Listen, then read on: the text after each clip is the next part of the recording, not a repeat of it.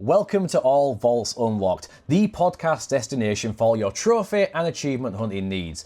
On this podcast, we do not discriminate. We go over what we've been hunting, what you might have been hunting, all the news and everything in between. And we're here for the completionist mindset. Now, there is an elephant we've got to get out of the room real quick, and that is me, VaultBoySteve. You might have seen me on other podcasts, whether I was co-hosting or being guests on many trophy and achievement podcasts in the past. But this time I wanted to be the captain of my own destiny and have a podcast that was passionate, positive, and consistent for you, the viewer, because you watch these to pass your time while you're grinding out trophies. We all do it. We all love it. So naturally, this is why we've got All Vaults Unlocked. And I've got the co-host because I needed someone to keep me in check. Someone who would naturally rein me in and also disagree with me, because no one wants a simp on a podcast. You want someone who's going to counter your opinion at times. And me and Crimson Purgatory, we argue quite a lot, but we never get too heated because at the end of the day, disagreements are normal and that's great for discussion. So, real briefly, if you've not watched this channel, I am VaultBoySteve. I have been gaming since the original PS1/Game Boy days, and I was never really a completionist in a traditional sense. I never really cared much for completing games. I would swap between them willy-nilly. It was just that ADD mindset. However, when the Xbox 360 came out, it was a new thing for a lot of us. We got these newfangled things called achievements and gamer score, and it was something new to chase after. For me, it started really with Condemned Criminal Origins, a brilliant horror game that I recommend anyone to go play. It was so creepy to play. It was almost one of those games you played with a friend sat next to you for that live streaming in-person effect. And I remember my friend hit his head off the wall one time watching me play. It was hilarious. But that's the main game that really got me into it, followed by games like Oblivion. Such a brilliant game going through that world and just absorbing it. But that was where my addiction started. And then, obviously, eventually I came back after going through Steam and getting achievements on there, went to the PS3 with my first platinum of Metal Gear Solid 3, a franchise that means a lot to me. And that was back in 2015. 10 years on, still going strong. And that's probably the briefest way to describe my story. How about you, Crimson Purgatory, the man of the hour? You're the man of the hour, not me, good sir. But, yes, as you said, I'm Crimson Purgatory. You may know me from my channel. If you don't, maybe go check it out. Get to know me a little bit better. But yeah, similar to Steve here, I've been gaming for years, like back since the Sega Mega Drive days. And I've spent so much time in like all the different communities, be it Nintendo, Sega, Xbox, PlayStation. I've been in them all. I've perused them all. I've dipped my toe in, tried a little bit of everything. And just found where I like to be in is typically PlayStation. But I still like to enjoy some of the other pastimes a little bit here and there. I did on and off achievement hunting back on the 360. I was never really die hard into it. Mostly did it with my RPGs, kind of like Oblivion, similar to Steve, and a little bit of Fable on 2 and 3. Really enjoyed those. Even got the collector's edition for the third game. I think that's where my fascination with collector's edition started. I blame you, Fable. This is your fault. That's why I spend money. It's all your fault. He's addicted. He's very addicted to collectors. You can tell behind me, I love collector stuff. I really love it. But yeah, my first platinum was back in 2009, June of 2009 to be specific, a good 16 years ago at this point. Resident Evil 5, my beyond loved franchise that I've loved forever and will always love, no matter what anyone has to say about it. It's always been my baby and always will be my baby. So I'm glad that was my first platinum. If I had to pick one, it would always be a Resident Evil game. And obviously, as you can probably tell, I have a particular genre that I like. I love my horror games. I love my RPGs. But yeah, that's a little bit about me. So how about we get this party started and kick off with the first segment? What do you think, Steve? Yeah. All of you should know us by now, and if you don't, you'll probably learn to know us and probably love and hate us throughout the entire podcast episodes. Mostly hate. But of course, yeah, I mean, let's face it, we don't pull punches, we aren't going to lie. We love trophy hunting, we love achievements, but we ain't going to lie. We'll give our opinions, whether they are going to get us crucified or not. But with the first segment, we are going over what we've been hunting this past month. Not technically what we've been playing, because who cares if that was the case. It'd be like, yeah, we've been playing League of Legends for 50 hours this week, yeah, or something like that, or a mobile game. But realistically, you care you care about what we've been hunting trophy or achievement-wise. I've not really got any achievements this week or anything, but I've got plenty of trophies. I've been working on 2 games in particular. One I would mention is a callback, a retro game. It's called Ghost Hunter. Now, this is on the Extra service. It's a PS2 title, quite late in its run from 2003. Best way I can describe it is it's a third-person shooter that kind of merges Ghostbusters and Supernatural, the TV show, together. You're basically a cheesy cop hunting down ghosts that you've accidentally released into the world. It's janky, don't get me wrong, the controls are kind of horrible, but the story is kind of fun and interesting despite the cheese. Interesting fact about it, it was actually developed by Sony Computer Entertainment Europe Cambridge, which I was like, wow, I didn't realise this was a Sony game I'm playing right here. It's a first-party title. Cambridge used to be the name for Guerrilla, the people who make Killzone and Horizon Zero Dawn, and the Horizon series in general. So that is their lineage. Go back and you will find them with Ghost Hunter, which was a massive surprise. Now, there is no trophy hunting guide for this, but it is like probably a 2 out of 10 in my opinion, because you can use Rewind, but it's an easy game anyway. It's probably 8-10 hour game on average if you're going by my slow pace, or maybe 6 if you're faster. And there's only a few missables if you really call them missables. So you can probably do it in one run. I did it in one run. Just make a few saves here and there, save states. You're probably fine. I highly recommend it. It's on the service. It's a brilliant game. Other than that, I've gone back to a game I started a few years ago called Ni no Kuni 2. I don't know if Brady's heard of Ni no Kuni. I've heard quite a bit about Ni no Kuni. Haven't played them. It's in my backlog. It's obviously an RPG, so it's in my backlog. Yes, you would think it was a JRPG, but it's not. It's more of like, it's anime styled, but it's like set in a furry kingdom. I don't know how else to describe it. Literally, there's cats walking around, there's dog people walking around, there's half cat, like one of your main characters you have in your party is a half cat, half human or something. I'm like, right, this is getting a bit kinky. I don't know where this is going, but I'm just going to roll with it. You as a character get pulled into like this world from the real world, and I think the same happens with the first game, but the first game's turn-based. This one is rather unique in the sense of you play hack and slash combat for the most part. That's where it is. But when you're in the overworld, sometimes you go in chibi mode, sometimes you're in full normal mode, which is what I prefer, to be fair. But there's also unique factors in it. You get to a segment where you will have wars, which are essentially overworld fights, where you're playing chibi mode with like units surrounding you. You can bolster your forces, you can change things, make them stronger, you can make it harder if you want, and you essentially go through like mini total war scenarios, but it's like real time to just go through and destroy camps. It's a different gameplay entirely to the original game. And there's even a few puzzles in the game so far that I've noticed. And you even get a mini kingdom situation where you unlock your kingdom relatively early, and you've got to build your buildings, assign you like staff and recruit people for your kingdom to like earn production, earn gold and upgrade everything else, and potentially earn yourself new pieces of armor you can buy. It's just got everything in that sense, and it's a really easy platinum. I believe it's about 3 or 4 out of 10, 80 odd hours, one single run. So it's the kind of platinum you want to play if you want to turn your brain off and just go, yeah, I'm just going to enjoy this RPG. Again, despite the fact it's very furry-esque and very weird, I'd recommend it so far. I'm enjoying it. But that's what I've been playing. So what about the Crimson Purgatora himself? I've been doing a little bit of variety of things. So I've done a bit of cleanup, but I'm not really going to talk about them because it's not. I've got videos about those games. There's no point talking about them. But the main kind of meat and bones I've been working on is like 2 Point Campus. Everyone knows what those kind of games are. It's kind of the premise, building your skills, things like that. Whether it be like Jurassic World Evolution, building your parks and all that. You know the genre. If you don't know the genre, you must be living under a rock. You must be Patrick Stewart from flipping SpongeBob at this point. Stewart? Star. I am horrible, clearly. I'm going to get Patrick Stewart could have been... That should be a thing. We need Patrick Stewart in SpongeBob. I demand that. As a fellow Yorkshireman, I demand that he goes in SpongeBob at some point. That needs to be a thing. I'm going to get so much abuse in the comments for that. But yes, 2 Point Campus, it's fairly simple. You just need to get through, get 3 stars and everything. It's a bit of a grind, but that's what the whole point of these games are. It's sitting at about a 4 out of 10. Think about 30 hours, and obviously the one playthrough. I'm just taking my time through it because I like to try and fix the problems myself. A lot of people like to use guides and just be able to map out how to do it, how to get the 3 stars. I just don't see the point in that. I wouldn't even bother playing those games if that's what you want to do. But, I mean, you do you. That's not for me. The big daddy thing we've been playing, as much as I'm sure Steve's cringing because he knows what's coming here, is we've been playing a little bit of Angels and Demons in the form of Diablo. But, yeah.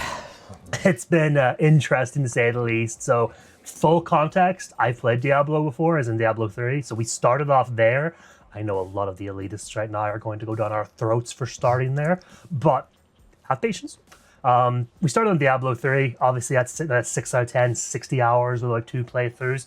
2 playthroughs both, mind you. A lot more in there than 2 playthroughs because you need to do all the characters. 2 playthroughs if you're a save scummer, and that ain't me. But yeah, you're gonna be sinking a lot of time into that. But when we started it, Steve wasn't really enjoying it as much, and part of that's my fault because obviously I've played it before. I had a lot of those gems that you can put in your equipment to help you like level up faster, get you stronger, and Steve was just not getting really immersed into it. So we're probably going to restart when we go back to the game and refuse to use any gems, though you can't use them in your hardcore run, so maybe we won't do that and we'll just have our hardcore run being a proper experience for Diablo. But we decided to jump back to Diablo 2 because I thought maybe if Steve got a little bit more into the lore that he might enjoy the game a bit more because there was so much happening. Like I was talking about people like Deckard Cain and how like important they are, and he was like, I don't know who this is, it's an old man, I don't care. So we brought him back to Diablo 2. However, I'll let Steve talk about himself in a wee second, but 9 out of 10 difficulty, 1,000 plus hours, well 999 plus because that's all you can put on PSNP, but 1,000 hours plus and 21 minimum playthroughs. We hate ourselves, but yeah, I'll let Steve talk a little bit about that one. You do more than I do in this case because Brady Barra is most likely going for this platinum. I am not. I am playing this to get the lore, as Brady said. I'll be honest. Again, I'll get crucified by Diablo people. Diablo 3, it seemed like a really good game. I like those action RPGs, isometric. Problem is, I wasn't really feeling the lore. That's why we went back to the second game. And even from this standpoint, angels and demons are really easy to get right. It's just like an Egyptian-themed area in a theme park. It's hard to get wrong. But I felt the lore was so light and barely there for Diablo 3. I was like, this is not teaching me anything. I've got a basic understanding of Tristram and like what's going on now. And this is new Tristram. Old Tristram got destroyed in like the other games, like the first game and stuff. But it's like, I'm not really caring about any of this. So maybe it's just an issue with me and I need to go back and play the other games. Like Brady said, we decided to use gems, and before we knew it, we were like level 50 odd easily, and it was a cakewalk. We were going on Torment 1 and 2 and stuff like that and being relatively fine, and it's like you should not be doing that at that level of the game. So the challenge removed, the lore removed, this game is no longer fun for me. So we went back and did Diablo 2, which we purchased a few years ago, and thought we might as well start the hardest one. Little did we know that the trophy for getting a character to level 99 is the real killer of the game. There's 2 actually. I think there's one for getting a hardcore character there too, but you can combine them. Problem is with hardcore, you can die. Drop of a hat, anything can kill you. Diablo 2 purists will know that, how hardcore you can get rumbled sometimes. It's just nasty. You can get shafted in a second before you can even react to anything. So that's the bad thing, but you can do it offline and technically save and back up your save, which is a safe way of doing it. Problem is, the game works better if you've got 8 people because you get much faster XP, so you'll get that level faster. And to get to level 99, that's the same as getting to level 1 to 98 once. So it's a lot of time, face it that way. There's a faster method that can be done, apparently, where you can use terror zones by manipulating your system clock and doing it offline by yourself. That might take you 400, 500, 600 hours. That still ain't me, baby. I'm not repeating the same bloody thing over and over again. I just, my brain can't handle it. And the online one, it's too risky of how easily you can die. So if you did it legit, this could take you 2,000 hours for that. Just from what I've been reading and researching, it's a horrible situation. So I respect the fact that Crimson wants to go for it. I don't have it in me.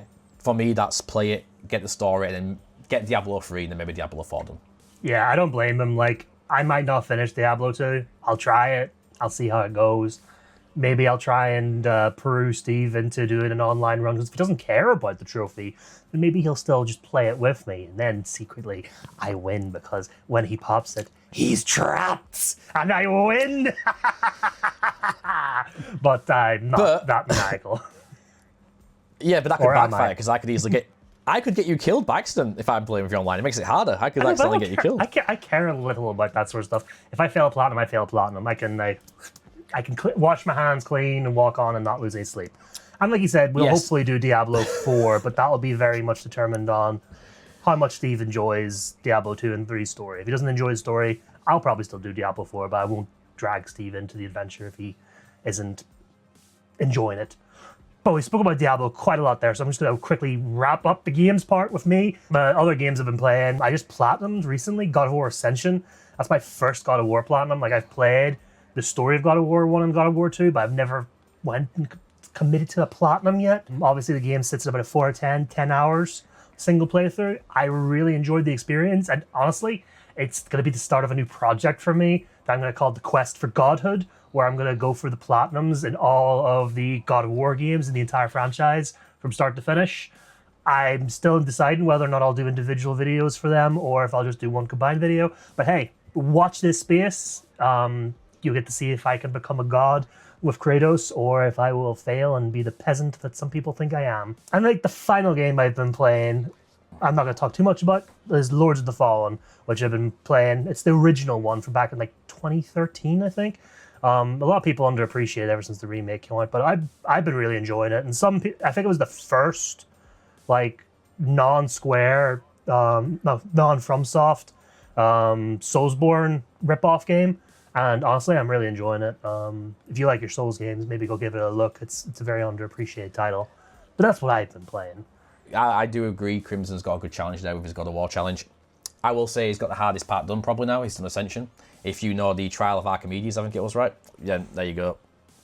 He did it after a few tries on hard mode. Once that's done, the rest of the franchise is a cakewalk. Unless you want to challenge the Valkyries on like hard mode. That's the next challenge for you. Valkyries on God of War 2018 on hard mode. Or the hardest mode it's got. I can't remember what it's called. Do that and I'll be... there you go. The gauntlet's been laid down. But we are moving on to our next segment now, which is the new and departing games from PlayStation Plus and Extra. That's all the new games you get on PlayStation Plus Essential, plus the ones that are coming to Extra/Premium and leaving. Of course, sometimes they've already left a few weeks after the podcast, but we can still go over what's been taken off just in case. But we're going to start with the Essential games first, which is the only ones we'll really deep dive into, or micro dive. And we'll let Brady start with the first game. The first game is obviously Lies of P, another of those Souls games. Clearly, we just love talking about the Souls here. 4 out of 10 difficulty, 50 hours, and about 2 playthroughs. There is a caveat to that. But like I said, I haven't played it myself, so I'm going to let Steve talk a little bit about it, because he's got information that I can't really speak to. So go ahead, VaultBoy. Very briefly, because we want to skip past this game in particular. It used to be a 9 out of 10 difficulty. It used to be. And the developers released in patch 1.08 2 new difficulty modes, one of which is a story mode essentially, which brings it down to a potential 4 out of 10 difficulty. I agree to the fact this is good for accessibility. More people can play the game now if they couldn't complete the story, but at the same time, it makes the platinum easier, which now might remove the thrill of the challenge for some people. But one thing I don't agree with is the trophy guide author here specifically says they highly recommend you play this game on story mode, just so you get an easy 4 out of 10 platinum experience. Now, no elitism aside and stuff, I don't agree with that. You play a game whatever you can handle it on, and that's fine. You're not supposed to be able to complete every game. I can't complete Super Meat Boy. I'm fine with that. I know I can't do it. I'm not going to complain and say that should be easier for me. No. The world is not like that. There's games we can't play, games we can play. Some people have got good at racing games. Some people are terrible at platformers. It's how it is. But for a trophy guide author to be specifically going in there and going, yes, you should play this on the really easy difficulty and cheat yourself out of a potentially great Souls-like experience just because it makes the platinum easier and faster. That kind of irks me the wrong way, and I definitely don't recommend you rob yourself of that initial experience by going on story mode. It's probably the most stupidest advice I've ever heard from a gaming standpoint. I completely agree with what Steve's saying, and I just want to finish this off by just reminding people the Soulsborne genre was designed on the difficulty being the journey. These games aren't designed to be easy. Like he says, we're not elitists. I would advise starting it off as it was originally intended. If it's too much, drop it down a bar and just continue until you're at a level where you're comfortable and still having a challenge. Don't diminish the journey by just making it an easy game, because what's the point playing Souls games at that point? But again, you do you. We don't judge either way, but maybe just avoid that suggestion from the guide. Don't be playing it on story mode. They're not story games. Souls games aren't story games. But anyway, we're moving on to the next game, which is a bit of a zombie experience, but I will not be talking about it because it's not a zombie experience that I know too much about. This is almost becoming a Steve show at this point so far early on. It's like Brady's like, I don't know about this game, I don't know about this game. Yeah, I've played the original DayZ back when it was developed by Bohemia Interactive, if I remember correctly. Now, the game genre, if you've never heard of it, is quite simple. It's almost like a primitive battle royale before battle royales came around. You get dropped into the Czech Republic, a fictional place. And essentially your job is to survive. There'll be other players walking around who could be friendly, they could kidnap you, they could be friendly with you, they could attack you, you don't know what's going to happen, they could rob you, etc. There's also 28 days later, fast-moving, vicious zombies and other animals around that could really hurt you and kill you in 2 seconds. It's one of those games, there's no story to it, it's just survival at its fittest and at its finest, and your gear is only your gear for as long as you've got it until someone else takes it off your body. That's just how it is. It's really fun if you like that type of gameplay, but as far as I know, it's not changed much over the years. So when it came to Plus, I was like, ooh, I wouldn't buy it, because I've already played enough of this on PC many years ago, but I don't mind it. It's 4 out of 10, 35 hours roughly, that's highly dependent. If I'm being honest, that could really depend on situational happenings. And it's one playthrough, naturally. Apparently, you've got to play as a male because there is one trophy for growing a beard. Again, I don't understand why they didn't implement other features. Like, you could be a lass, you could shave your armpits or shave your muff, but clearly they didn't want to introduce hair growth down below so a woman could play as a woman and shave down there, whatever. It's clearly beyond Bohemia's skill at this point, but take it for what you will. By the way, it's the same developer who make the Armour games, the highly, really deep military sim shooters. So if you like those games, you might like it in that sense. It's like a mod. That's how it started originally back in the day. But yeah, it's got Southern Poland as an addition to this version of the game now, so there's 2 maps. You can boost your trophies in it. So for example, there's a trophy for getting, called Marksman, for getting a 300-meter kill. Probably easier to boost with a friend if you can manage to get on the same server and find each other using an online map and figure out where you are and meet in the middle somewhere. But realistically, I can't recommend going for this because it's got no platinum, but we'll talk about that later on in the main topic. The final game is one I can actually talk about. So we're done with the Steve show. You're mine now. So the final game is My Heroes 1 Justice number 2. Oh, I want to talk about this. I want to talk about this. Okay. No, well, too bad. It's not the Steve show anymore. This guide, this is a very particular one, mind you. So the guide has it at a 5 out of 10, 50 hours in a single playthrough.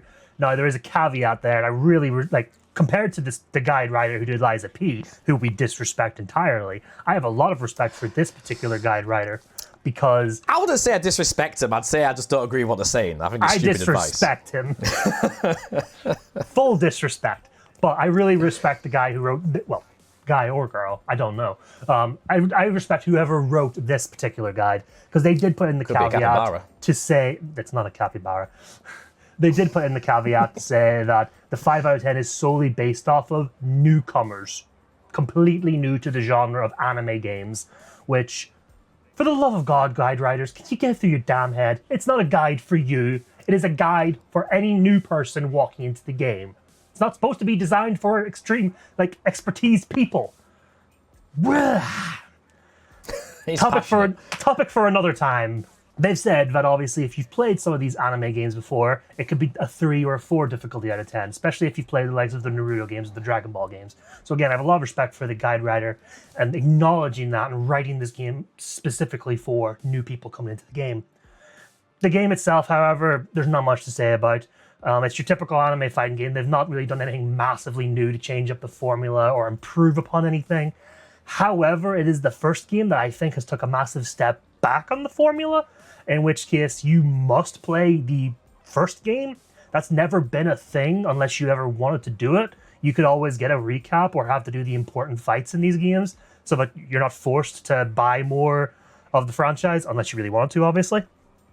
And in this case, I can't recommend it because the first game is extremely inferior to the first one. It's actually painful, and I've been told this by people who not only love anime games but love My Hero. So that speaks volumes on its own. But anyway, moving on to the new extra and premium games. And like Steve says, we're not going to be deep diving into these. So the new games that we're getting in extra, first of all, is Mortal Kombat 1, Spider-Man Remastered, both PS4 and PS5, Sword of the Sea, nice. Earth Defense Force 6, Unicorn Overlord from my favorite Atlas, Atelier Riser 3, Alchemist of the End and the Secret Key, Indica, cue the Steve joke. Come on, I know it's coming. Just do it. Get it out of your system. I wasn't gonna say anything about this. Indica is quite a normal saying. I'm not saying you're putting your anything in who or what. I'm fine with it. There's nothing coming. See? I'm mature. I'm a mature individual. I'm sorry, do we want to just take a minute to appreciate that he probably just told a joke there that I can't laugh at because I'll break my microphone? Highly disrespectful. Carry on. Harold Halibut and Coral Island. The halibut, that's where you put an indica. In the halibut, right, I get it. I knew it was coming. Carry on. Anyway, that's our extra games. And for premium, we got two insanely big blasts from the past in Resident Evil 2 and Resident Evil 3, which, as a caveat, have actually been enhanced and improved upon from its previous versions on the PlayStation and the GameCube. Steve's putting his thumb down, but I'm going to silence him. I'm going to silence him because we're going to talk in depth about what he's putting his thumbs down about later on. So we're not going to spoil. You'll find out in the main topic. Exactly. Yeah, you'll find out in the main topic. But what games have been departing the service? They left on the 15th of August, by the way, so these are long gone by the time you see this in the first week of September. But we got to mention it anyway. You got to see what you've missed out on, all the sadness.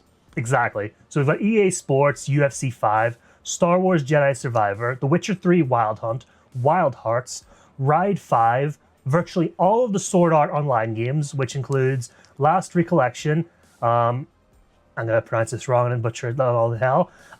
Accusation Licoris, Fatal Bullet, Hollow Realization, Lost Song. Why couldn't they have all been that easy, goddammit? Naruto to Boruto, Shinobi Striker, Vacation Simulator, Back to Job, and probably the most painful one on this list, Bug Snacks. Yeah, that's a bit of a kick in the balls. Strappy. But we're going to move on to our last segment regarding the PlayStation Extra service. We have something called PlayStation Extra Picks of the Month. This is where we will pick a game, pluck it from the Extra catalogue, specifically the Extra catalogue, mind you, because not everyone wants to pay premium. And we will say why we think A, it's a good game, and B, it's a good reason to go for the platinum. Now, I will start with my pick. I managed to stumble across one morning at 3 a.m. when I was going through the library. I found Killer Frequency, which is a 2 out of 10 roughly hour free playthrough game, which is a highly narrative focused first-person puzzle game set in the late 80s. It sounds strange, but to premise it the best I can, you play as a washed-up radio host who has been shunned and is moved to a small, remote town somewhere in America. There's a killer around who is infamous, like a myth, a local legend, kind of like Michael Myers, Brady's Lord and Saviour. Who if only I had my mask right now. So essentially, that is the premise. This killer comes back and slaughters the entire police station, so there's no one left. The remaining deputy runs off to a neighbouring town to get help, which leaves you, the late night radio host, at midnight, with your co-producer, to answer all the calls on the 911 dispatch, which means you've got to save these people. Or let them die, because there's trophies for letting everyone die, trophies for letting everyone live, and then a few in between random trophies. It's quite a fun game, I will say. Like, you could do it in less playthroughs, but you'd have to probably spoil yourself. I highly recommend you do not look at that trophy guide. Just play it. It's such a brilliantly fun game. You can probably do a first run in about 5 hours. Your second runs will be a few hours at a pop, because there is a speedrun trophy for getting everyone surviving whilst doing it under 4 hours. So, easily done if you follow a guide for that part. Once you've done your initial playthroughs, you'll do it in probably less than 3, no problem. Game is just, it was such a nice gem, such a nice surprise. Like, I've other games like Pacific Drive and stuff I played around the same time, which is unique in its own right. But this game is, I'm not usually a narrative player. Brady, you'll know, I don't really like narrative games that much. This one really stood out to me and I enjoyed it. I was immersed and I was like, I want more of this. It's brilliant. So, Killer Frequency, go try it out. I assume it's still on the service. It is last time I checked. Brilliant game, but let's move on to Crimson's underrated, unappreciated pick from the Extra catalogue. He's doing that because he knows what it is and he doesn't agree with me. But anyway, Killer Frequency, I definitely think I'm going to check that out, especially based off of what you've just been saying. Definitely sounds like it's right up my alley. Of course, I will not be using no stinking guide. But anyway, my pick, as shouldn't surprise anybody, considering I said my favorite genres, is from my near and dear beloved franchise, Resident Evil Code Veronica X. The game sits at a 6 out of 10 difficulty, has a guide that says 15 hours, and one run. If you do it in one run, I will crucify you myself because you've cheated the damn game and aren't playing it properly. But yes, anyway, and we know because Steve tried to do it in one playthrough and failed. Anyway, moving on. So why I like this game? Obviously, Code Veronica X was originally supposed to be Resident Evil 3. I'm going to let Steve talk about that in a little bit, because he has like all the juicy information, and he loves giving the juicy information. I have to give him something, guys. I need to give him something in his own damn podcast, you know? But anyway, it has the least owners in PSNP, which is why I say it's underrated. A lot of people don't tend to talk about it, which is saying a lot when you judge it up against a lot of the other side-based games. And the story of the game really continues on from Resident Evil 2, where you follow fan favorite Claire Redfield on her quest to try and find her brother Chris. Yeah, she's still looking. God damn. Worst Brother of the Year award, I think. Just kind of give the girl a phone call. I mean, she was in Raccoon City and nearly died. But anyway. Nuke and everything. Yeah, you got nuked and everything. It's like, poor girl. It's like, all this just to find a brother that clearly just doesn't want to be found. She's probably dead. That's what he was thinking. It's fine. It's over. She's either in Africa or she's died in Raccoon City. It's fine anyway. Exactly. But anyway, yeah. So, like I said, you're following that journey, and you meet some interesting characters. One of my favorite characters, Steve, not this idiot, Steve Burnside. What? Rude. I had to put that joke in there. But yeah, Steve Burnside is one of my favorites. Steve Burnside has better hair. He's got the curtains. He's got the better hair. A lot of people hate the character, mind you, but I do want to say this, because if you do go to play it, I don't want people like judging him based off of everybody's fan base. They say he's whiny and that he moans and groans a lot. I have to preface this, and this is why I love the game so much. You are partially playing this game from the point of view of someone who's not a cop, who's not a STARS member, who's not trained for this kind of thing. You're playing it from the standpoint of a normal goddamn human being who has been thrust into a nightmare that he did not sign up for nor want in his life. So just keep that in mind whenever you're taking poor judgments on my boy Steve. But not this guy. You can judge him all you bloody want. I don't care about that. But Steve Burnside, loving life forever. But yeah, it's why I love the game, like I said. It's an emotional story, and you get to play as someone who's not really trained for this stuff, which we didn't see again until Resident Evil 7 with the Winters family. So it's why I love it so much. We will be returning to it, me and Steve, because we had been mapping out his final playthrough for the hardest stuff in the game. But yeah, I'll let him talk a little bit about his experience briefly. Yes, because there's a speedrun trophy in the game, if I remember correctly. Or it's a speedrun for for getting a rank. I think you've got a speedrun under a certain time. It's been too long, but obviously my brain's like a fish, so I had to write my own notes down, like remember where to go, what was my preferred path, and then me and Brady worked on that together. I was doing great. First half of my run, perfect, well above time.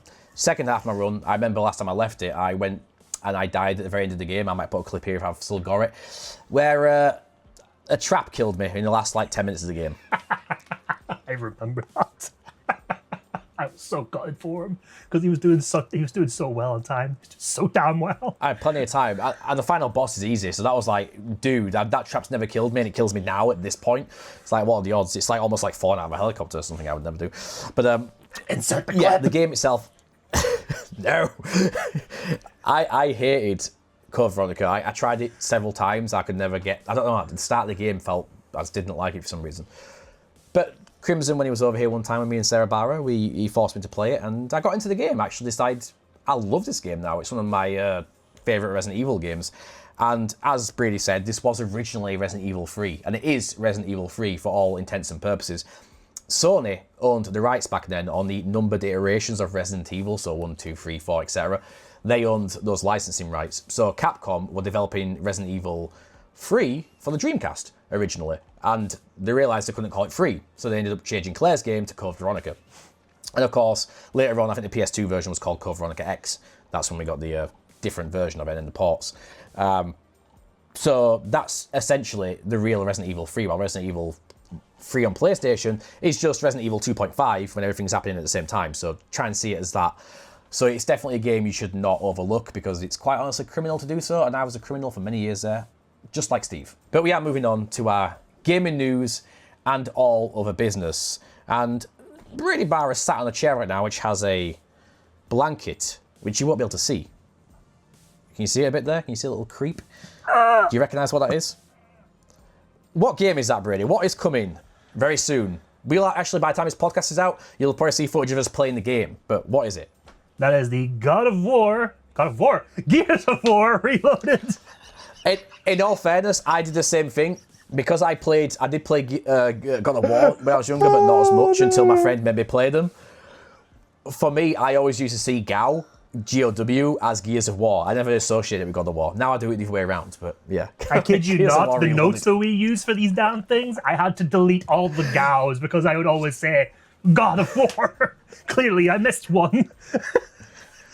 It seems like this game we've got the trophy list now. It seems like it's the same as the original 360 list, because when they released a Xbox One version, they took out the multiplayer, so the multiplayer trophies were never there. They're back in this version, which I'm really happy about, because back on the 360, there was a trophy, or achievement, I never got, called Seriously, for killing 10,000 opponents in the multiplayer versus, which was a nightmare. It's one of those where, if you're playing Battlefield or Call of Duty, you're thinking 10,000 kills. No, that's no bother, no issue. Easy, bants mate, do it 2 seconds. 30 kills, hang about, wait your turn. 30 seconds, 30 kills in a match, no problem. Easy, right? Gears of War 1, it ain't the same. If you're playing Warzone, which was what most people played besides Team Deathmatch, it's the classic 4v4, 1 life per round, anywhere from 5 to 7 rounds. You'll be lucky to get anywhere from 0 to 4 kills if you manage to wipe the full team by yourself per round. So I did some basic math from my knowledge and experience of the game, and I used to know life this game back when it came out on 360. On the low end, you might get 15 kills every hour if you can fit 3 games an hour. On the high end, you might get 25 kills per hour if you do 3 matches of Warzone and get a decent amount of kills, which, if you do the math, it means on the low end, it will take you 666 hours to earn Seriously. On the high end, it'll take you 400 hours. And keep in mind, if you play 10 hours a week across the year, that is only 560 hours. So essentially, this trophy will take you potentially less than to more than a year to earn just from this multiplayer trophy alone, especially if you do it legit. But even back then, I don't remember anyone boosting it because it was one of those that was not boosted. So this is a longie. I mean, yes, but do you know what else is a big number? 10,002 kills, which gives me PTSD of beans, bullets, and bandages. No, not the individual items, Steve. I know what you're thinking in your damn head. I'm talking about the trophy, bronze trophy, mind you, from Battlefield Bad Company 1. I have nightmares about that experience to this day. I still haven't even finished the platinum. I've done all the online. That's how traumatized I am. But yeah, I have PTSD. So here I'm going to have to do this nonsense again.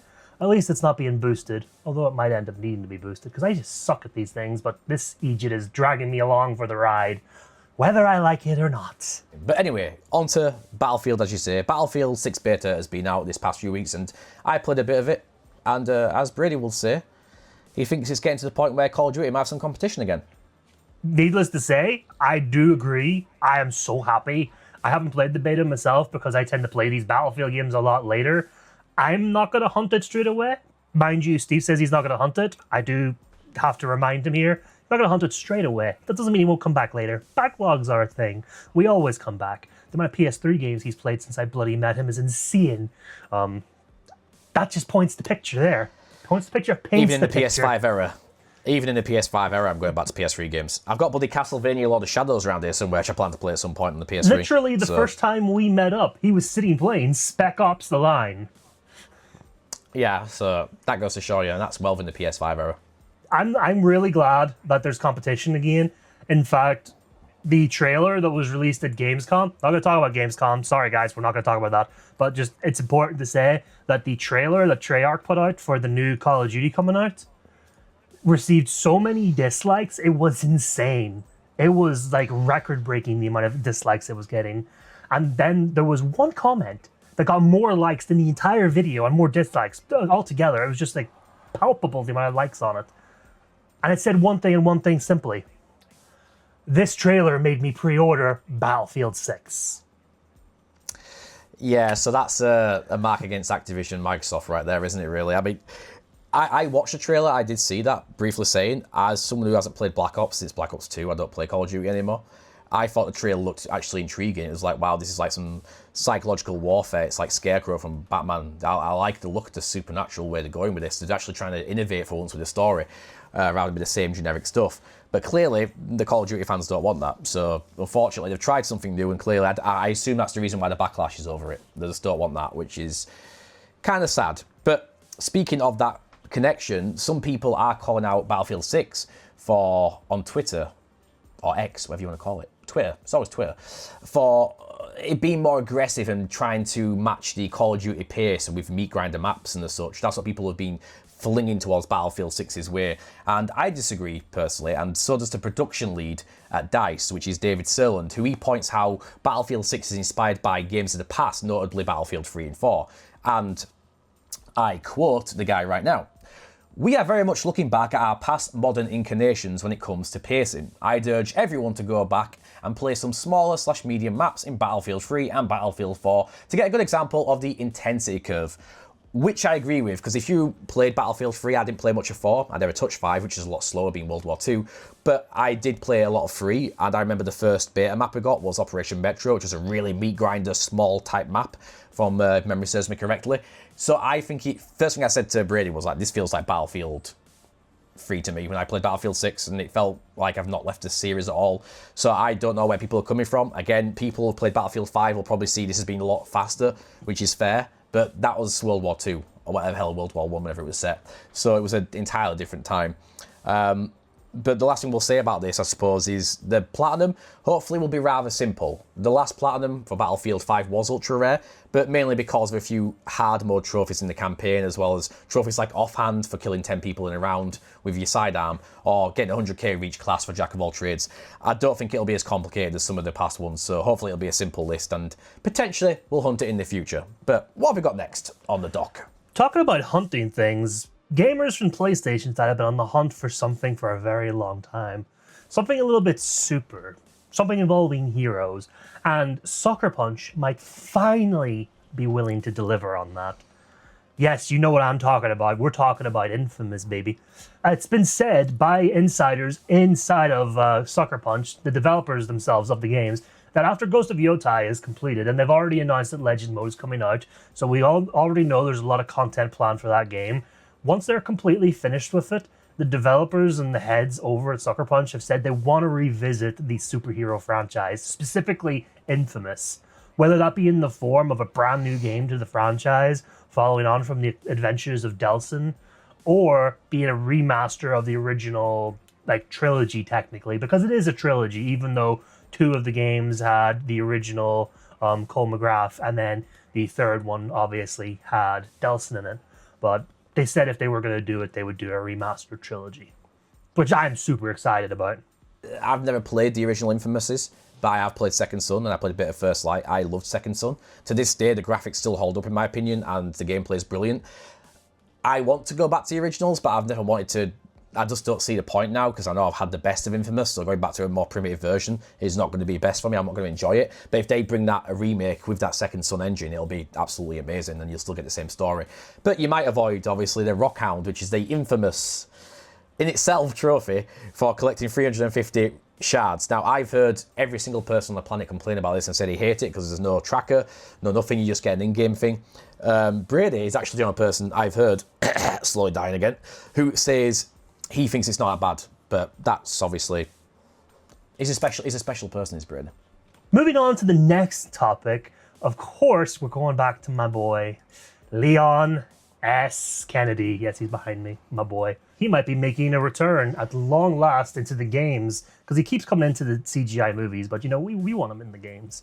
Rumors and hints from Capcom are heavily suggesting that the second protagonist for Resident Evil 9 will be the return of our favorite Leon S. Kennedy. However, other leaks and apparent insiders are saying that this might very well be the last adventure of Leon S. Kennedy, the end of his fight against Umbrella, and the BOWs, and all the ghosts and ghouls. But anyway, we've got some leaks here and some quotes from Dusk Golem, who is a very reliable Resident Evil leaker. So I would usually say take this with a pinch of salt, but he's pretty reliable, so maybe put away the salt. So Leon and Grace are the main protagonists for Resident Evil Requiem. Yes, I'm repeating myself there a bit, but that will end up being the case. Both play big roles, but I think when all said and done, this, within many ways, will come off more as Leon's send-off game. And they then continue to say, I truly don't know his fate or the ending of RE9, just the circumstances surrounding it. I actually... Sorry, I just lost myself there. I actually almost picture him being all, I'm getting too old for this, and more than earned my retirement after the events of RE9, to see how Capcom plays it. Well, those are interesting quotes coming from the insider, but at least from my point of view, I really hope that it's not the end of Leon. Not just because he's my favorite character, but they played around with this in the Vendetta movie. They had him doing the whole Chris Redfield drunk, I'm too tired for this anymore. Kind of makes the whole thing redundant. Him doing it again. And if you kill him, Capcom, I'm coming for your ass if you kill my boy. Before we move on, we'll say for the next 10 seconds, I said there's a risk when it comes to good media like Games of Thrones, characters do die. I love Leon, he's my favourite character from the series, but if he dies, especially if it's done in a nice, shocking way, it only ends two ways. He either dies of old age, he leaves, or he gets killed in some dramatic way or sacrifices himself. So would it be upsetting? Yes, but that's the point of media. I want something that's going to positive, negative emotions. I don't mind it. But if they disrespect him like a boy Joel, then that's it. We're going to Japan. We're raiding those Capcom offices. We are taking them down. But moving on for our last news segment, which is the end of exclusivity, or the possible end of exclusivity, because is PlayStation finally doing an Xbox and heading to Xbox? Because they've created a new job opening on cross-platforming games, and Xbox was mentioned in the job posting, which is very interesting because this is almost going down a path of open platform now. Everyone can choose their own platforms. Like we've discussed before off stream and off podcast with Zach, for example, how we disagree on who's going to be the future of the series. Like, he thinks PlayStation will potentially become the Sega and just not make systems anymore, become a publisher. I believe the opposite. PlayStation is the market leader. They have the people now who have been adopting PS4s and PS5s for years, and as Phil Spencer himself, head of Xbox, says, have got digital libraries now. They're never going to move over to Xbox. They've lost the most important part they could possibly ever lose.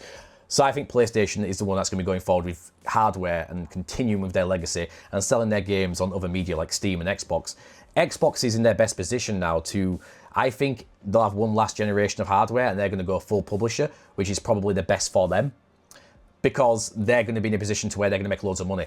People bought Oblivion on Steam and PlayStation, the remaster.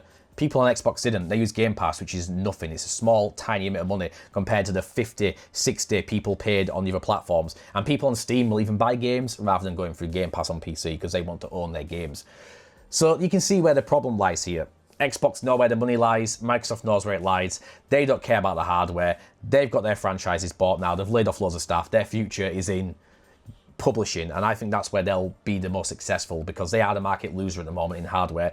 And Sega with the Dreamcast, they tanked, they killed their hardware so bad that people thought they were going to go out of business, they were going to go in bankruptcy at the time. Bankruptcy was a real threat for Sega, but they got advised to go into publishing, which they resisted, but they did anyway. And then you saw things like Sonic being on Nintendo, which is just as surprising for us to see Forza and Gears of War and Halo, which will be coming on PlayStation.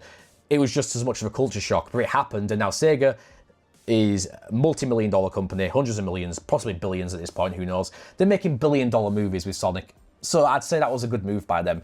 And personally, I think that's the way they're going, to be quite honest as well. But that's enough about rambling about this situation as far as like the future and Xbox and etc. We're going to potentially move on to what games we'd want to see ported, and I'll let Brady start with this one. Yeah, so for me, I would absolutely love to see the Fable games come over. Obviously, those were absolute gems, and I do mean all of them. I want to see the whole trilogy. Don't just be giving us 2 and 3. Give us all 3. Because even Xbox gamers these days, they need to experience the first game, because there's so many that didn't experience it, because it was primarily a PC game back in the day. And, you want to have that experience, the whole trilogy. But also, more importantly, my baby, I need my Lost Odyssey. Oh my god, I loved that RPG. That was a fantastic game. And it is criminal that Xbox has done nothing with it. Not even a remaster or a port. They've just left that game to die on the 360, which is a damn criminal shame. I remember seeing those four or five discs of absolute glory. And it's the first game in a long time that I found challenging enough that I ended up soft locking myself at one point because I just did not do enough to prepare. And that kind of thing really impresses me with a game. If you can soft or hard lock me to where I need to go back and do better and get good, you've caught my attention. You damn well caught my attention. I agree. That was a brilliant game. Yeah, Final Fantasy VII was my favourite JRPG at that point, and that game pretty much got to the same level. I really lost myself like Brady. I got the multiple discs out of the box. I was like, what is this? This is insanity. And I was just getting myself lost in these very long cutscenes, not as long as Metal Gear Solid 4, but I was getting myself absorbed in it. And I remember struggling. I can't remember if I got soft locked, but I did struggle at quite a few points in the game, so I might have done as well. I remember a few points I had to go back and reload saves from quite a while back, so it possibly happened to me. Outside of like the whole console wars being over, I think that this is extremely healthy. Like, we're in an extremely healthy place between PlayStation and Xbox. And this could be me just being obnoxious. They could just be playing a game. And you know what? If I'm obnoxious, I'm obnoxious. It is what it is. But if you go right now to the Sony PlayStation website, you will find there an advertisement and a clickable hyperlink that will take you to the Xbox store to purchase Helldivers 2. They are also doing an in-game ODST crossover event just on the day of release, especially for all those new Xbox players coming in. That is such wholesome stuff for Sony to do. I knew that they were obviously going to bring the game over, but nobody, and I mean nobody, would expect to see a competitor putting a link to another person's storefront saying, hey, go on over there and buy it. That caught me off guard completely. And obviously Microsoft, they've also done their part. Back during before Gamescom, during the last events, the PlayStation text was very small and out of place. Now, it's all nice up in front and it's all visible. And there's no favoritism being shown. So there's a lot of maturity from the developers on both sides. But yes. So what you're saying is the future is very, very, very bright for us gamers. The gamers might win in the end. Very bright indeed. It is time for the gamers to finally win. But with that, that's news up and done. We are going now into the main topic, which is games releasing without a platinum trophy, despite them actually being eligible for one. We're talking about games that are 20 hours long, 30 hours long, but have no platinum trophy for some reason. Yet games that are 2 minutes long get a platinum. Why is this? And how does this affect our approach to gaming when we see a game without a platinum? And it is a juicy subject because we've talked about a few games in this. Like earlier on, we talked about DayZ. We said it had no platinum. We weren't going to elaborate at that point, but we are now. DayZ has no platinum. Yes, well, this is what I'm going to say here. For someone like Crimson, I would recommend, if he wants to sample that genre of DayZ, I recommend he go play that because it might still be fun for him. My perspective is, I have no nostalgia wanting to go back and play this game again. I don't have the desire to play that type of game in my life again, but there'd be a small part of me that would be willing to go back to it if it had the platinum trophy. It doesn't. It has normal trophies but no platinum. So that's why I've lost that hook. Just like a hook in a video or a movie or a story captures you, nothing captures me when it comes to this anymore. There's no draw to pull me back into that world of DayZ. So I'm now saying I'm not going for that platinum anymore, or even playing the game, even though I've got it for free. I've spent my time playing DayZ, and there's no hook to bring me back in, which is the same as Resident Evil 2 and 3, which I'm sure we're about to talk about in a bit of detail here. Like all Capcom games on the service, they have no trophies. Some PlayStation 1 and PlayStation 2 games support it, like Ghost Hunter. Some of them don't, like every single Capcom game, like Dino Crisis, which is a heresy at this point. I've played a lot of these games plenty of times throughout my gaming career, you could call it. I've played enough of the originals. I've emulated them on bloody mobile devices, on computers. I've played them on the original hardware. For example, if I want to play Metal Gear Solid 1, I've played that probably 10 times, maybe more. I would not want to play it again, potentially without any trophies, which is why I didn't really. I think I played a bit on PS3, was because I was bored at the time and it was accessible to me, which is the main point of these games. That's the one good thing they do have, which we'll touch on later. But my main problem with this is I can play these games in a better scenario. I can emulate Metal Gear Solid 1 or Dino Crisis on PC, get better textures, better visuals, use a CRT filter to get the game looking how it should look on a modern screen, as well as, get fake trophies and achievements through the emulators, which actually works brilliantly. Not to mention I can play games like Twin Snakes, which is a much better version of Metal Gear Solid 1, but that's neither here nor there.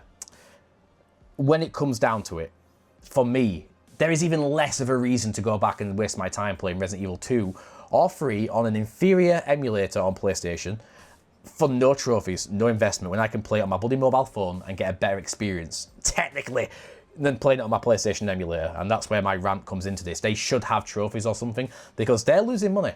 People have it on the service, but people can buy these games, and people like me, we ain't buying your game anymore, Capcom. You would have made some money on a really old game for one employee's work using Sony's technology to add a platinum into the game, or even trophies.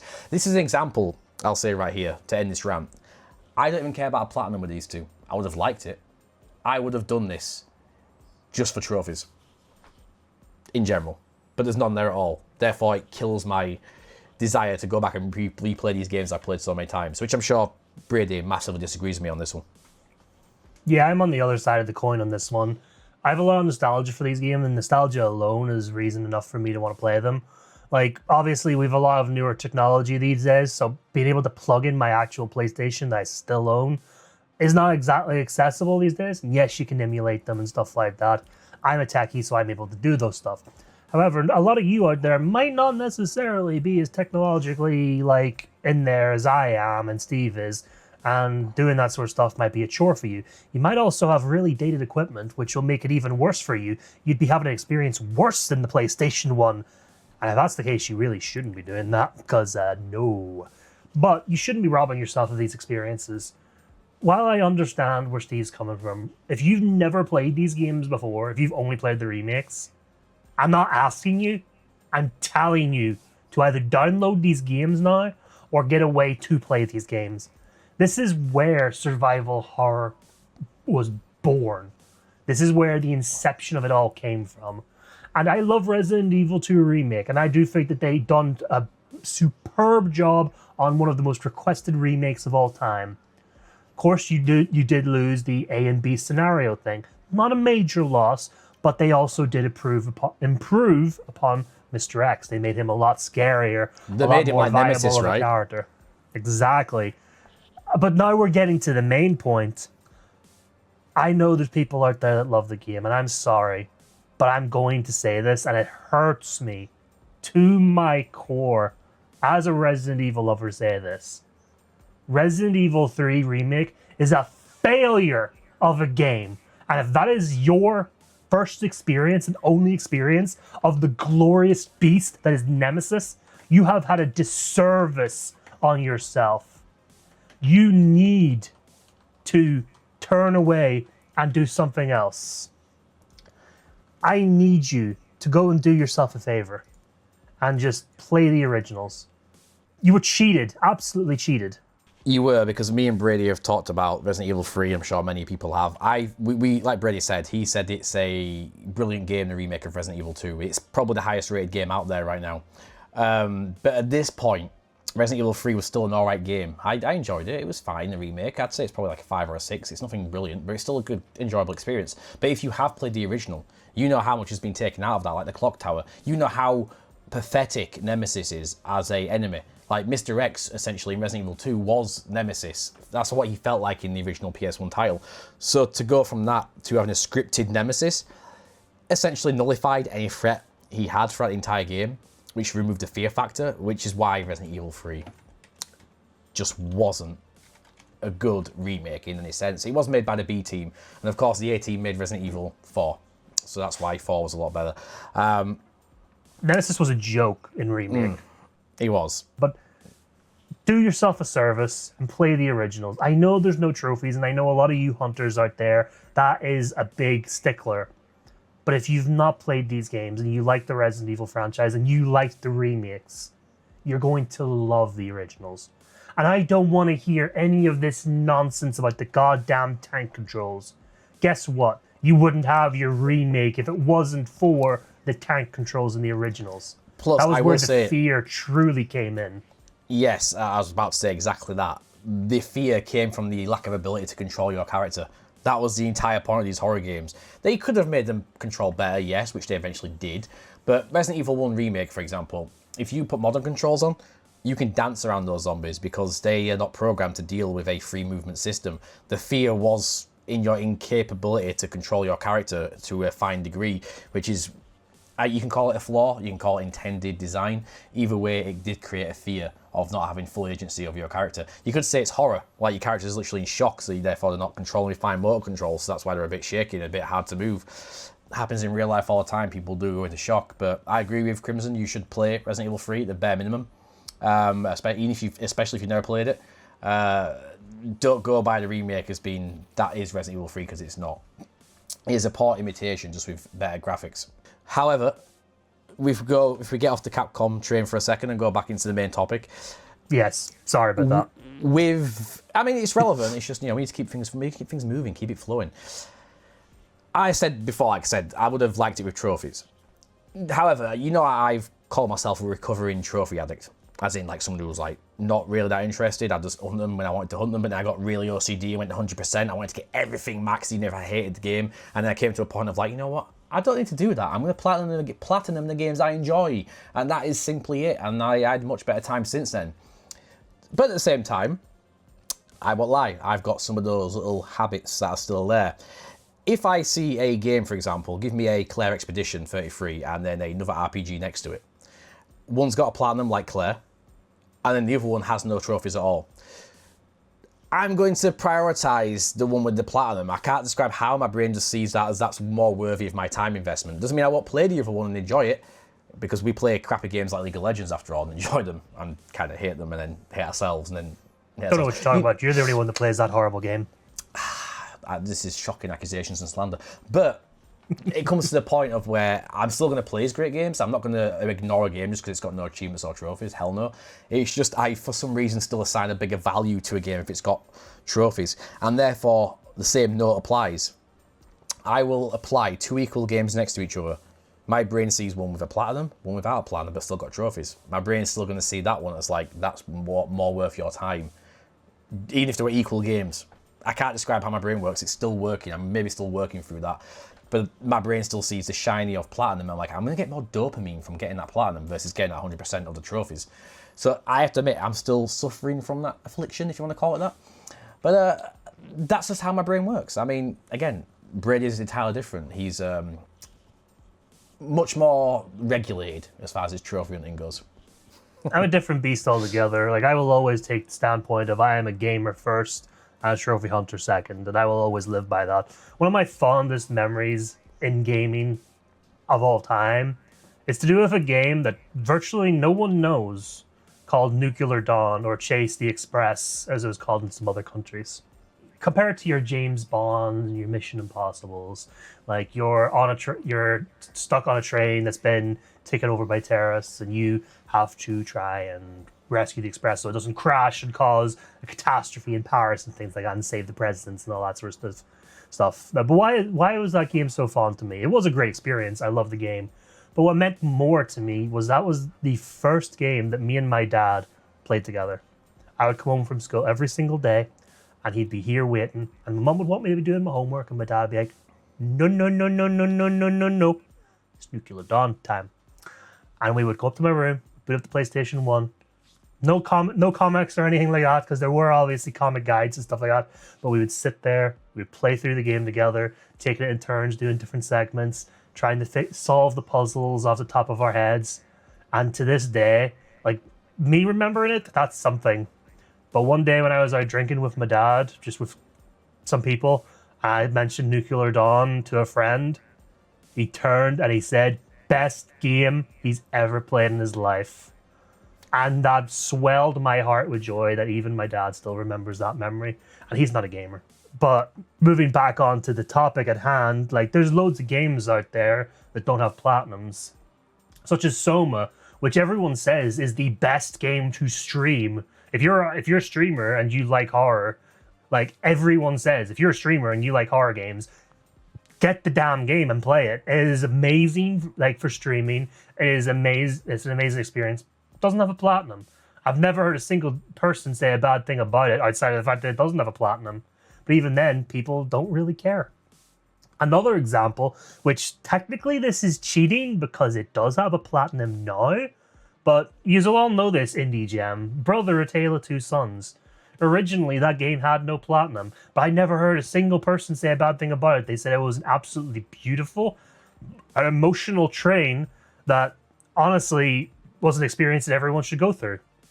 It's been remade now, and it does have a platinum, but I digress. I didn't know anyone who passed up on that game back whenever it was out before the remake, and everyone loved it, and they loved the experience. But just to throw a wrench, if you had a Nuclear Dawn Platinum list, you have to admit, your nipples will be hard. At that If point. Sony ever gives me a dream come true and puts Nuclear Dawn / Chase the Express on the service, even if it doesn't have a platinum, I'll still be playing it. And unfortunately for Steve, and I do say unfortunately because he will hate me, if I have to get a damn plane over to taking out his country name, yes, you all thought I was going to give it away, didn't you? Didn't you? You all thought you were going to get his location. Yeah, I'm going to go to Venezuela where it was capybaras. I have to go all the way to Venezuela and like sit down behind him and I'll be like, you're playing this game from start to finish. But Crimson, there's no trophies. I don't give a damn. I'm going to sit here. I'm going to watch you. You're going to do it. If I see him go near the internet for guides, I'm going to slap him. Well, in all fairness, like I said, that would be a dream come true for you. I wouldn't mind trying it, but it comes down to disappointment because it's like a Dino Crisis again. I recommend you play it even on the service if it's your only way to play it. When that game was first announced for the service, Brady will tell you, I'm sure he was the same. I was probably walking around the supermarket at the time. I almost got arrested for indecent exposure. I was that bricked up at the fact that Dino Crisis was coming to the service, and I was like, we're finally going to get a Dino Crisis Platinum. I can finally, this game I played so much, earn the Platinum. Oh, I wonder if it's going to be really hard. Ooh, just like Nick right now. I was hard as well. But that's what I was going for. And then we found out, oh wait, it's a Capcom game. Oh no, there's no trophies. And then you're as flaccid as you are when you're watching your grandmother pole dance. It just went down a massive pit, you know, from the max to the soft. It was that kind of disappointment, despite the fact the game is still brilliant, but the fact that we had our hopes up for the Platinum, because I know it's our thing in our niche, no one else will understand it outside of our situation. People are like, oh, who cares about achievements, who cares about trophies? But we do, we care. Like, we don't need them, but we like them. At the same time, a lot of people don't understand why we put so much stock in these games. If you guys are like more like younger generation gamers or started gaming around the PS4, PS5 generations, you probably look at us and think, what is wrong with you people? Like, these games look like hot trash. You'll understand someday. Like someday whenever like you've got like real big favorites from these generations, we've moved on to like PS7, PS8 or whatever consoles are out at those times. And those games aren't as accessible as they used to be, and then maybe they get brought back to life, and you'll feel this excitement that we felt. Yes, it was disappointing to see no trophies, because I knew Steve wouldn't play it. That was the disappointment for me. I knew he wouldn't touch it again. But you never know. At least maybe not on one PlayStation. Day, on another maybe system, one day yes. Capcom will realize it's worth the financial like commitment, because that is apparently the reason why. Because there's a financial side of it. I know there's a lot of petitions and stuff, and people are like sending mails to Capcom support, like pleading for these things. So if you really want these things to happen, start spamming them with mails. I usually don't endorse this kind of thing, but like I've even done it myself because I want you guys to experience these games. Yes, and if it takes trophies to actually get some people to play them, I think it's even more of a reason, let alone people like me who would rebuy these old games because of that. If it gets new people playing these games, that's a success as far as I'm concerned, and that's why they should have them. It's a very cheap implementation to get these trophies there. My last thing I want to close out on, and it's just my last summary, and I don't want anyone to take offense to this, because I can be a hot taker. Steve will tell you I can be a very hot taker. In my opinion, and technically this is I'm not directing this at Steve, but he could also take it directed at him. I think it's a little bit immature, like, of people to want to skip a game just because it doesn't have a particular digital accolade. This is not me talking about trophies in general. I have my opinions on that as well, but the subject matter of just not having a platinum but having trophies, I think it's very immature of people to be like, I'm going to skip this just because it doesn't have that platinum. Guess what? Xbox gamers don't have that either. They don't have a platinum. They have their 100%, which is exactly what you can do. Same with the Steam people, it's exactly what you can do. They don't get an extra shiny like you guys on PlayStation do. So it's like you have to really think about it from that standpoint. In all fairness, I agree. I do not disagree with that. It's like, because even Xbox aside, if you play a game on any platform or if you download a game illegally, you've got no trophies or achievements. People still play the games because they want to play the games. Like, I agree, it can be a bit, you are missing out on stuff if you play a game because there's no achievements or platinums. I only do it for, as you know, specific circumstances. I've played the games many times. I'm not missing out on anything, but you would be. If you didn't play these games, you would be missing out. I will still go back to games. That's why I specifically targeted this topic, as in you've got trophies but no platinum. When you compare, because like Steve said at the start, we don't discriminate. We're not just for PlayStation people. Yeah. When you look at the people out there on the other like ecosystems, they have that situation. They don't have a platinum, but they still have the same achievements. They have gamer and it score. doesn't stop them. So it really makes us PlayStation gamers look very immature when you just want to avoid a game because there's no plat. But to close out, even back when I was playing Xbox, people still were, believe it or not, complaining about things like that. If a game didn't have 1,000 gamer score and had a weird number, or was a game came out that was a really hard arcade game and it got given 200 gamer score because it's part of Xbox Live Arcade, people really complained back then about that. That was the equivalent of not having a platinum, was having a weird ass number like 999 gamer score, or like Condemned with 970, or again Xbox Live games having, or some games had 950. I think Vanquish was, no, maybe Vanquish never 1,000. Some games had weird numbers, and that's what people didn't like. So even back then on Xbox, people complained. It was just for a different reason. I think it's just, you know, count your blessings. Games are fun. Trophies make them more fun sometimes and make them worse sometimes as well. But let's move on to what the community thinks. Of course, being the first episode, we asked our Discord community, Vault687. Link is down below if you want to join. We asked them what they thought about this entire situation. And we're going to read them off one by one, quick fire. And then we'll go into a brief discussion about what the consensus seems to be, not from us, but from our community. First comment is by Lumdubs. For me, I don't hunt games that don't have a platinum. I will still play them, but only then if it's something I really want to play. I find it's not that it's bad because it doesn't have a platinum, but I have a lot of games I still want and need to play that don't have a plat, so I find they take more priority for me. Next up is Reina. Short and sweet. Games without plats are just as good. I agree, Reina. And the next up is Heather with, I don't mind if games don't have a platinum. I'll still play them and earn their trophies. I just find it strange where some people have this hard line of no plat equals no play, but you can miss out on some really good, amazing experiences with that attitude. One of the best games I played last year was an indie game called Worldless. Stunning visuals, really solid Metroidvania platformer with a great combat system. About a 7 out of 10 difficulty, so a really good challenge to master, but I feel a game like this would be overlooked by so many just because it didn't have a platinum, and that's a shame in her opinion. And next up is Hectoid, who said, and I quote, I'll play anything with or without a platinum if the gameplay and the story is decent. It does help if they have a platinum though. Although, I am annoyed if classic games that have been remastered or added, i.e. Dino Crisis, don't have anything in terms of trophy support. And next up was Sam, who said, some of my favourite games of all time have no platinums. I think you'd be really missing out on some gems if you refuse to play a game because it has no platinum. Following up from that, we have one of my very good friends and Steve's good friends, Raven, who said, I play them all. There are a lot of hidden games that don't have a plot. It's sad to see a lot of games are being overlooked because of it. There are indeed a lot of hidden gems out there, and Rich has quite a different opinion to a lot of people around here, but we definitely relate. He said, I grew up in a time before trophies, so their existence I can take or leave. I also understand there are those that have only known trophies and can see why people would be miffed for a no platinum, but I don't understand the no plat, no play attitude. I get people need to have that sense of achievement to play games, but surely playing the game is the original achievement. You can actually play a game to 100% without the need for trophies, but I guess not in this day and age, where everything needs a target or achievement. Anyway, to answer the question, it doesn't bother me if there's no platinum. I'll play anything. In fact, sometimes I wish the trophies would all disappear, then people can start liking games for games and not their trophy lists. And Becca's Sad Boy follows up with, it really depends on the game for me personally. I wouldn't say that means I won't play the game, however I can't lie and say it doesn't make me put it off further. A game like Sonic Mania comes to mind where I want to play it, but with some more difficult trophies and no platinum, it becomes lower and lower priority.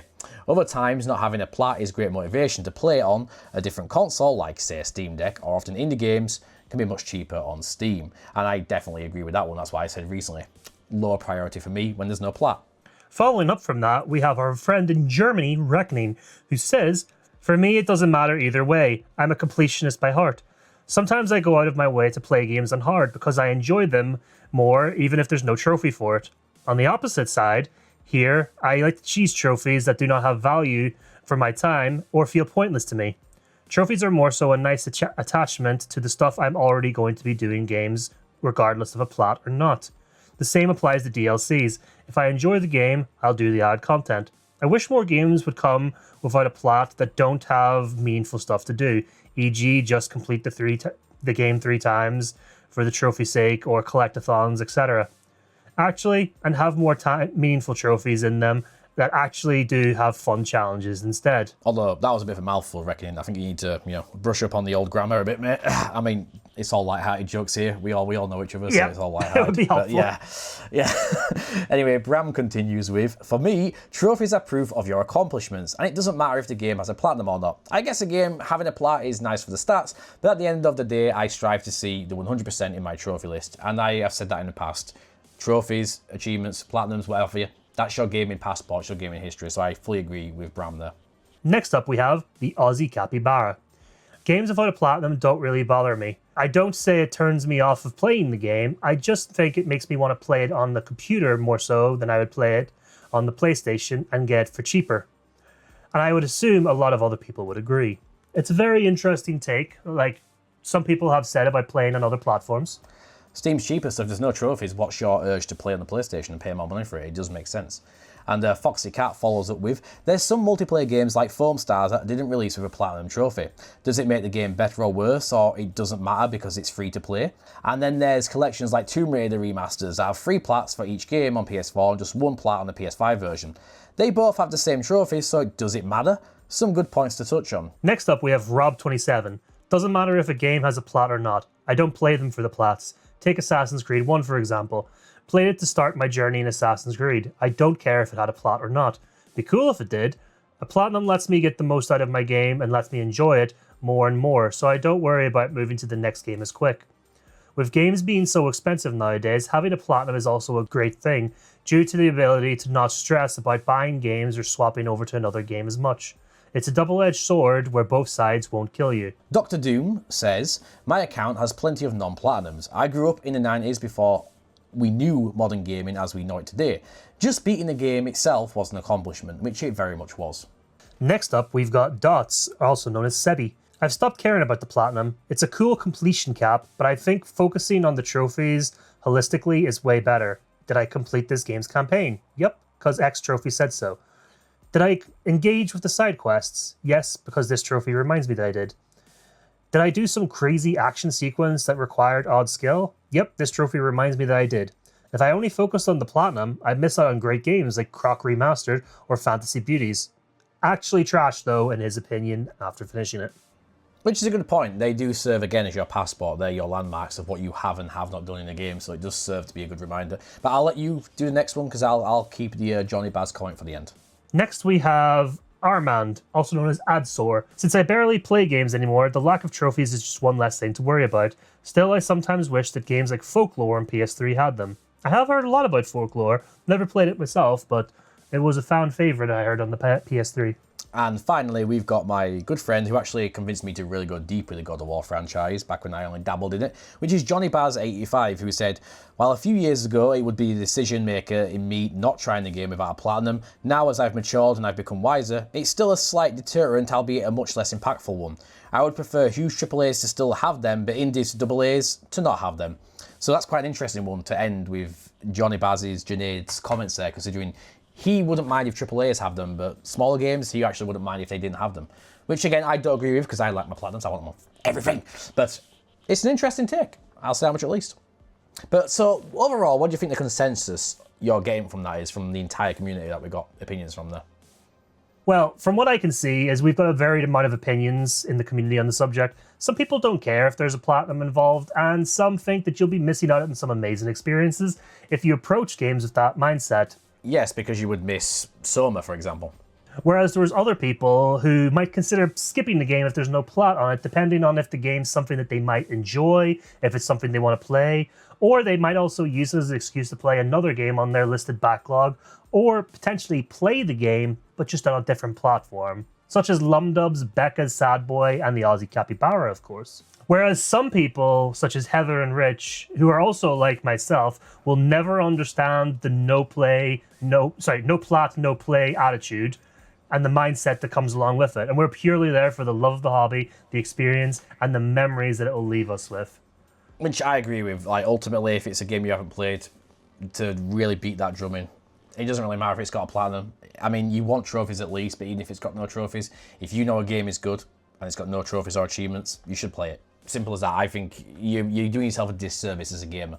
So I would always recommend you do it. Of course, we'd like trophies, but we don't always get them. We don't get what we want in life all the time.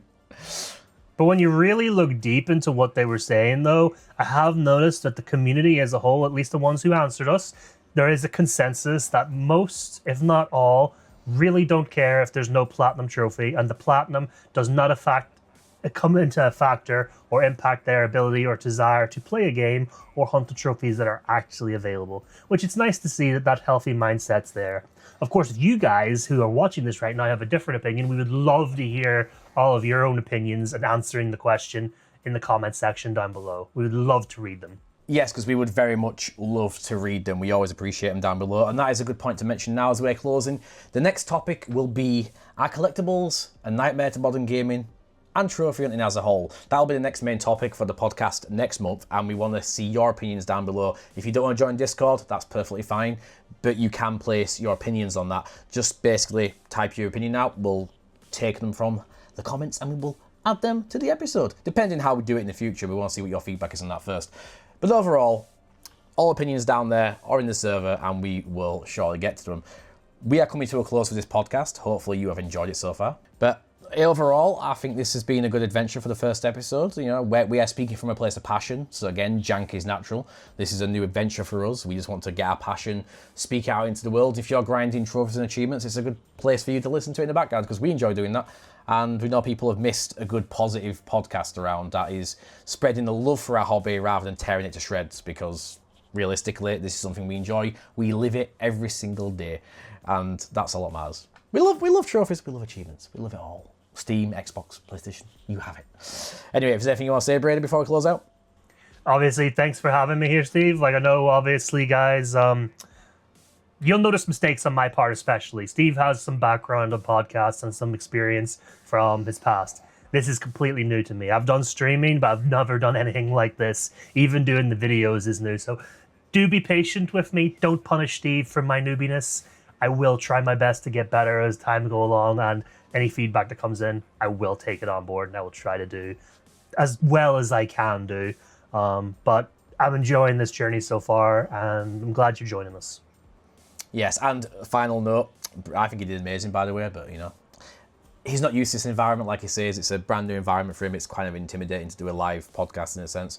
But going forward, we will have guests on. They will be guest segments. They will be not the same as other podcasts. It won't be the entire podcast. It'll just be a segmented, essentially what a segment is. One segment for the guest, and then that's it. It makes it easier to get guests on without having to sit there for like an hour and a half, 2 hours, while still giving you a guest that we can touch on a subject about or interview them and such. So it helps. I think it's a better way of approaching things, and it's better for everyone involved, including the guests. It's less intimidating for sure, and it's important for us to say, you don't have to be a YouTuber to be a guest. We are open to, like, as long as we think we can have some good banter, some chemistry, and that you know what you're talking about when it comes to the subject matter, we're more than happy to have you, as long as there's some passion there. You do not need to be a YouTuber. I cannot stress that enough. yeah, we are not being elitist. If you're a big part of the community and you enjoy engaging in it, if you want to try coming on and we think it'll work, we're more than happy to have you. And to close it out, leave your comments down below. All things you've been hunting, we're interested. We want to see what people's going for this week, this month, etc. Hopefully, if you have got Gears of War, you're enjoying it. It should be out by now. We would have already been playing it. And yeah, I'm happy with this launch. So let's see what you guys think about it as well. I think it's been an overall successful journey. So with that being said, that's all vaults unlocked. Locking up for this month. I don't know why I said that. That's a random. I'm not trying to make it a thing. It's just it happened. I like that. I was trying to think of something, so I like that. Either way, sayonara, guys. Sayonara. Sayonara.